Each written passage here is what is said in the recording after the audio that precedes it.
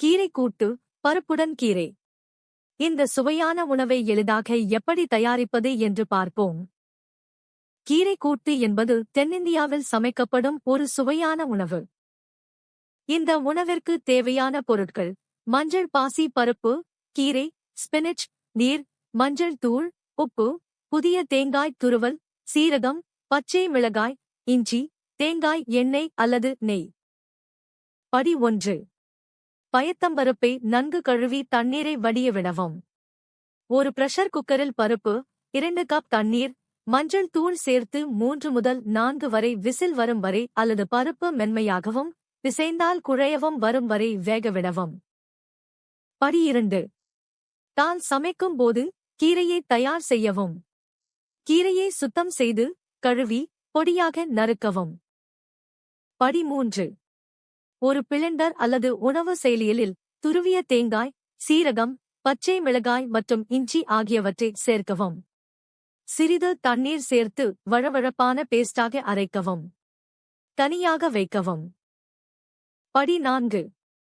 தால் வெந்ததும் pressure குக்கரை திறந்து தாலை கரண்டியால் லேசாக மசிக்கவும். படி 5. வேகவைத்த பருப்புடன் நறுக்கிய கீரையை பிரஷர் குக்கரில் அல்லது வேறு பாத்திரத்தில் சேர்க்கவும். அரைத்த தேங்காய் விழுது மற்றும் தேவையான அளவு உப்பு சேர்க்கவும். விரும்பிய பதம் வருவதற்கு தேவைப்பட்டால் மேலும் தண்ணீர் சேர்க்கவும். நன்றாக கலக்கவும். படி 6. மிதமான தீயில் 5 முதல் 7 வரை நிமிடங்கள் அல்லது கீரை வெந்து சுவைகள் ஒன்றுடன் ஒன்று கலந்து வரும் வரை கலவையை கொதிக்க விடவும். கீரையை அதிகமாக வேக வைக்க வேண்டாம். படி 7. தாளிப்பு தயார் செய்யவும்.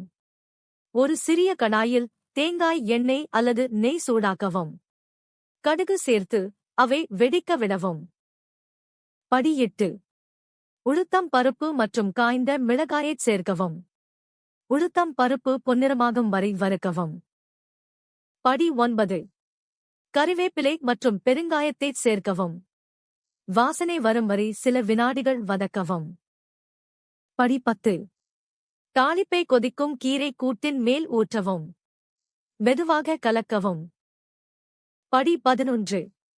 கீரை கூட்டை சாதம் அல்லது ரொட்டியுடன் சூடாக பரிமாறவும். அவ்வளவுதான்.